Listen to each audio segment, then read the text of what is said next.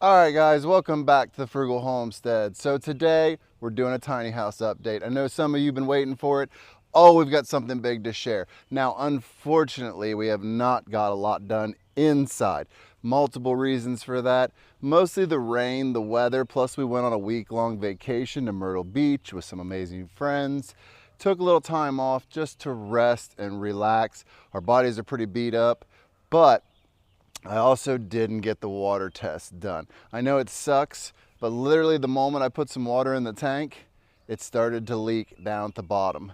I have to go look at all the fittings. I believe it's just one of the point of the fittings is leaking, but we can obviously get that fixed, not a problem.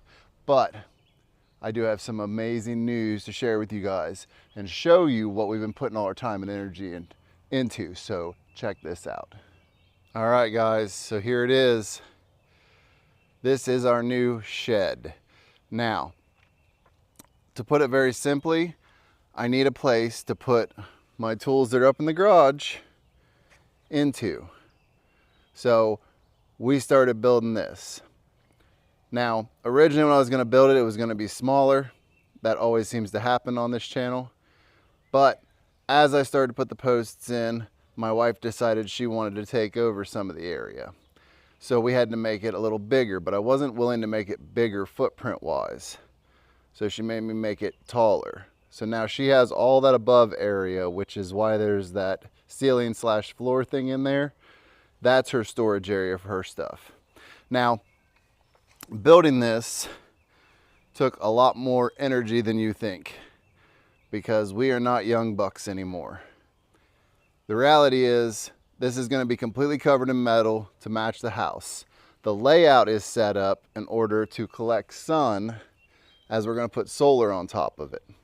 Now inside, the layout is going to be basically come to about the 10-foot mark, and there's going to be a wall here. That wall, this will be the shop area. It's going to have shelves on every side and workbenches and be very closed in. It's going to be a small shop. I accept that. I'm going to be living in a tiny house. Just to have this area is going to be great. Now on this side, there's going to be more storage water capacity, but also some things that maybe some other people that have seen our tiny house didn't think of is we need a place for the freezer. We need a place for the washer or a washer dryer combo. We need these things that make everyday life realistic, things we don't have room for in the tiny house. By having the washer out here, we'll be able to tie into the extra overflow water we're going to put in here. The nice thing about this is we will also be able to collect water off the roof of this, which will expand our water capacity. Now, as you can see, we have 304 gravel down. This thing is way off the ground on this side. We do have a floor drain stubbed up, but you can see how much the difference in relative height is. So that's why I use the 304s. But my beautiful wife was nice enough to help me. We had 10 tons delivered, and this is what we have left now. So we had to shovel into wheelbarrows and wheelbarrow it over there. As you can see, there's the wheelbarrows. We still have the metal here we're getting ready to put down, and over under there is 150 bags of 60-pound bags of concrete, so that we can pour this floor by hand in wheelbarrows. Now, I know a lot of people will say, you're hand mixing your concrete, that's crazy. Why would you do that? Why wouldn't you just hire that out? The reason is, A, most of the guys are booked up, as always. The other reason is, doing it this way, we spent somewhere in the neighborhood of about $400 for that gravel and to have it delivered. We spent somewhere in the neighborhood, I'd say just around the numbers, so we also got wood, $1,000 for the bags of concrete. Everything else is us. All right, that would have been easily a 5,000 to 7,000 pour on this thing if I just framed it up and said, you guys fill it with gravel, you guys do the concrete. If I just subbed it completely out, easily I'd say $5,000 to $7,000 is what they charge me. So you can see I'm saving thousands of dollars. It does take up some of my time, but sometimes you have to do that. Now, I told you guys the water building, we hadn't been able to get the test done. And that, as you see, has become storage. But the fitting right there where it goes on the IBC is what has been leaking. So I need to take that off and check it and see if there's a way that something is either cracked, something didn't seal right, maybe it needs something to, more Teflon tape, something. But that's been leaking, so I haven't been able to do the water test yet. That is literally the only thing stopping me from doing it. Now, outside, we've been stacking up water for the concrete pour.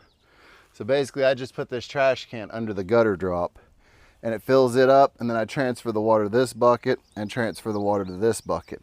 But this is not our only water storage because we're going to need a lot for 150 bags of concrete.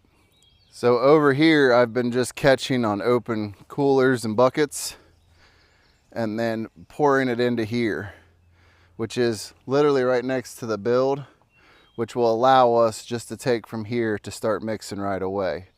Now on the scale of product, we already have matching corners and edging and cap that matches the house. So those are already bought, and those are some of the most expensive parts. But we have already figured out how we're doing the metal. Normally we go to a place to get reduced metal. We're not doing that this time. I'm actually probably doing the inside with metal as well. But I went and got a door from Menards that has a metal frame. I am so done with wooden frame doors. I'm done with them rotting out or peeling the paint because it's a manufactured wood and it's a really poor product. So we went and got a metal frame, metal door for this building. I also have to get a window or do an opening for an air conditioner. This will be a heated building with propane year round at a low temperature. It also will be air conditioned when I'm in there. I won't let it run all the time. But because the water's in there and the laundry and stuff like that, it will have to be heated year round. It's just gonna be a propane heater hooked to a 100-pound bottle. Pretty simple. But J-channel and metal is the only real major things, and screws are the only real major things we have left to get. I've already got the studding framing here. I've already got the purlins for the roof once I cut off the 4x4s. And I do have to still get the Reflectix because we're wrapping the whole thing in Reflectix. Now insulation is another concern. We know we're doing Reflectix on the outside and on the roof.